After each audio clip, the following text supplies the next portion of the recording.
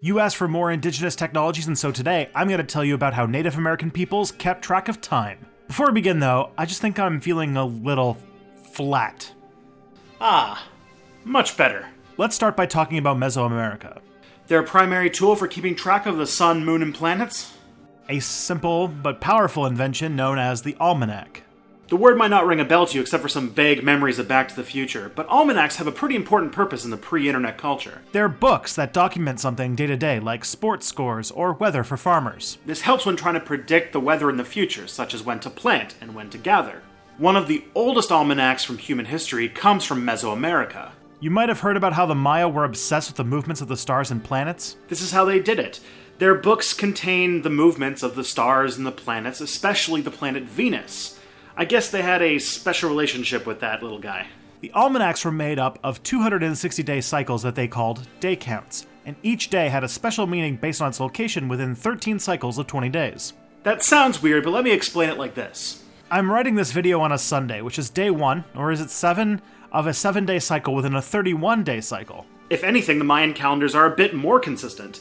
When the 260 days are up, the almanac just starts over again. Some archaeologists think that the 260-day length is actually based on the human gestation cycle, but more likely it's based on the orbit of the planet Venus. Some Maya people use almanacs today for a similar purpose. The almanacs weren't just limited to the Maya. Many Mesoamerican societies had a class of special calendar priests. They used these almanacs combined with knowledge of the local deities to plan things such as when days would be lucky or unlucky for certain rituals, planning holidays, or when naming children, or even trying to predict the future. In Aztec culture, these priests were called the Tunapuali. These almanacs would be gathered into books, and though most of them were burned by the Spanish conquistadores, a few have survived, such as one of the most famous, the Codex Borgia. The earliest almanacs date to about the year 600 AD, which predate the ones in Europe by about 500 years. These almanacs were used to keep track of some of the world's most sophisticated calendars. In Mesoamerica, there were actually 3. The first is that 260-day Venus-based calendar that I've already talked about. The first carving of that was found in the Oaxaca Valley in modern-day Mexico, and is estimated to be between 2.5 and 2.6 thousand years old. Secondly, there was a solar calendar made up of the familiar 365 days. The year was divided into 18 20-day months and was used for more secular activities. It mapped the days for activities like planting crops and organizing farmers markets. Lastly, there was a mysterious calendar that tracked the moon. It consisted of months that alternate between 29 and 30 days in length. Though I don't have much to say, as ethnoastronomers, a real field, don't know what it was used for. Astronomers?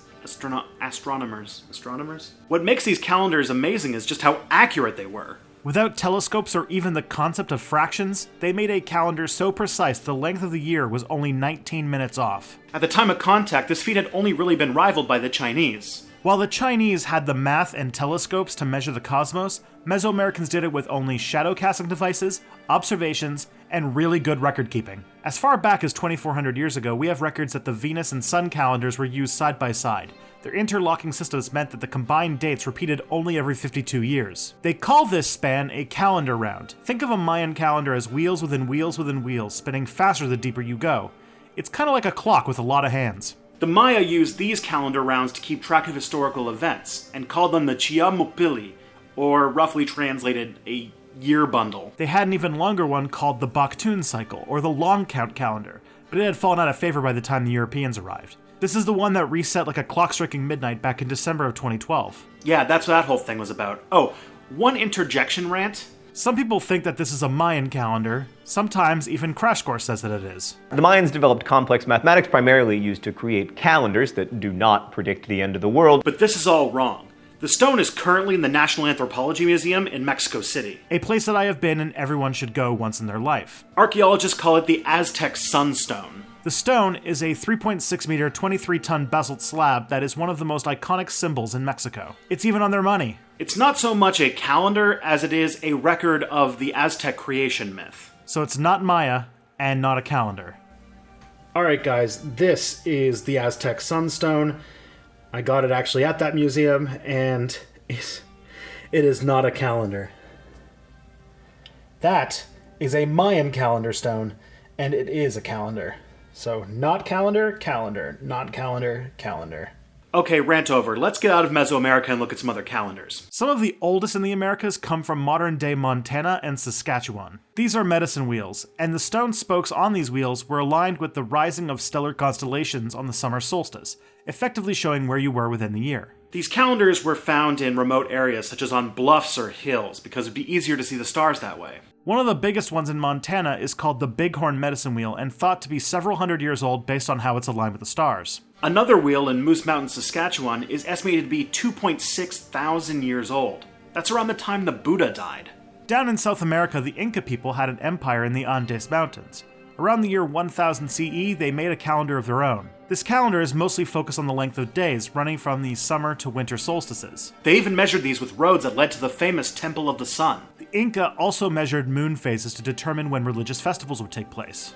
If you ever go on History Channel and see the crazy alien man, you might have heard about the Nazca lines. These are earth mounds that make pictures created around 2.4 to 2.6 thousand years ago. Beside not being messages to outer space gods, the Nazca lines did have probably an astronomical purpose, and could have been used as a calendar in their own right. In the American Southwest, the Anasazi built a calendar in modern-day Chaco Canyon in New Mexico. It's called the Sun Dagger Calendar and is at least 700 years old. They took large rock slabs and arranged them in a way so that when the sun shined on them, shafts of light would fall in a carving of a spiral made in a cliff. The angle of that light would change throughout the seasons, and fall on different parts of the carvings. If you can read it, you can actually tell not just the seasons, but specific dates. Further east, the Mississippians, yes, I will make a video about them someday, made their own calendar near modern-day St. Louis, Missouri. Archaeologists nicknamed it Woodhenge. It's an oval-shaped pit in the ground that once contained a circle of wooden posts. The posts were aligned to the position of the sun for the solstices and the equinoxes. These circles also had a center post on which a Mississippian astronomer could observe the sunrise. Okay, rapid fire now. Let's talk about the Hopi. They didn't so much build calendars as they had geological formations that they used to mark the time and year. To their southwest were the San Francisco Peaks. So the notches and mesas in the mountain with the sunset could be used to gauge what point in the year you were in. They would also measure where the sun and the moon would rise and fall, and use that to predict when they would plant crops. Experiments by archaeologists actually show that this really worked. In a more recent context, a Ho-Chunk or Winnebago spiritual leader made his own calendar stick using observations of the moon and sun.